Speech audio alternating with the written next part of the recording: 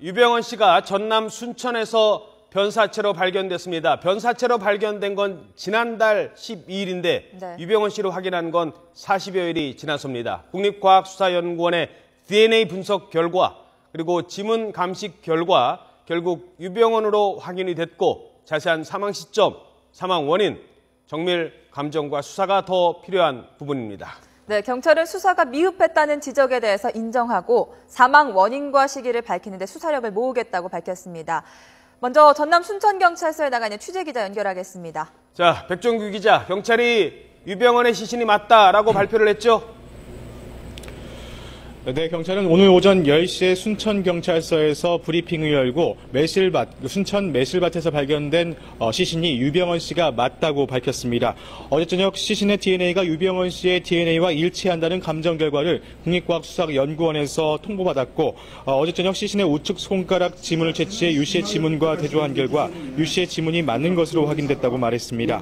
국립과학수사연구원 시신 감정 결과 송치지에서 채취한 유 씨의 체액과 금수원 내 유 씨의 집무실에서 채취한 DNA 시료가 정확히 일치한다는 통보를 받았다는 것입니다.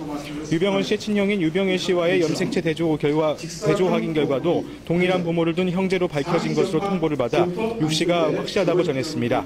또 유 씨의 유류품에서도 유 씨인 정황이 드러났다고 밝혔습니다. 시신과 함께 발견된 유류품인 스쿠알렌 빈병 한 개는 보험파 관련 회사에서 만든 것으로 확인됐고 꿈같은 사랑이라는 책은 유 씨 자서전의 일부인 것으로 알려졌습니다. 또 시신이 입고 있던 옷과 신발은 고가의 명품인 것으로 확인됐습니다. 경찰은 DNA 결과와 지문 감정 결과, 유류품 등으로 미뤄 유 씨가 확실하다는 입장입니다. 유 씨의 시신인 것을 확인했지만 경찰은 부실 수사 의혹을 피하기 어려워 보입니다. 말 그대로 등잔 밑이 어두웠는데요. 경찰이 지난달 12일 유 씨의 시신을 찾아놓고도 제대로 된 수사를 하지 않은 것으로 드러났습니다. 두 차례에 걸쳐 왼쪽 손가락에서 지문을 채취해 감식을 벌였지만 지문이 나오지 않았다고 밝혔고 그 이후에는 감식 조사나 시신에 대한 조사를 벌이지는 않은 것으로 알려졌습니다.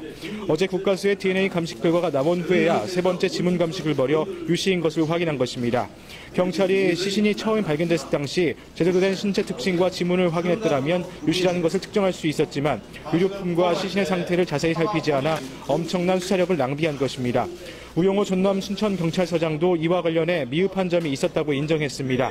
먼저 시신의 특징을 제대로 살피지 않았고 손가락 등 특정 부위에 대한 정밀 조사를 하지 않았다고 말했습니다. 또 시신과 함께 있던 소지품과 유류품 등도 사진만 찍어놓고 유 씨와의 연관성에 대해 조사를 실시하지 않았다고 밝혔습니다. 결국 유 씨의 시신을 지난달 12일에 발견해놓고 검경수사팀은 헛물만 키고 다닌 셈입니다. 경찰은 미흡한 점이 있었다는 것을 인정하고 유 씨의 사망 원인과 시기를 찾는 데 최선을 다할 것이라고 밝혔습니다.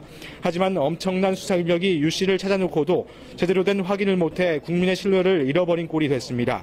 지금까지 전남 순천경찰서에서 YTN 백종규입니다.